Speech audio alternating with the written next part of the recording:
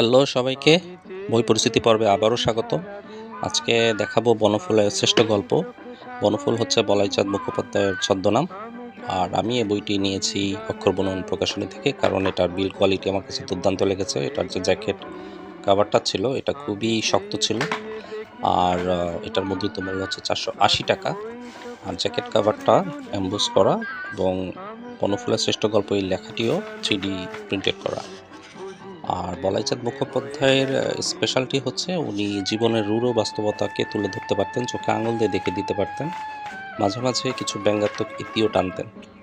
যারা বই পড়া স্টার্ট করতে চাচ্ছেন তারা এই ছোট গল্প সংকলনটিতে স্টার্ট করতে পারেন, কারণ বলাইচাঁদ মুখোপাধ্যায়ের এই গল্প সমগ্র বইটিতে সবগুলো গল্পই বেশ ছোট ছোট, 1 থেকে 3 পাতার মধ্যে শেষ হয়ে গিয়েছে।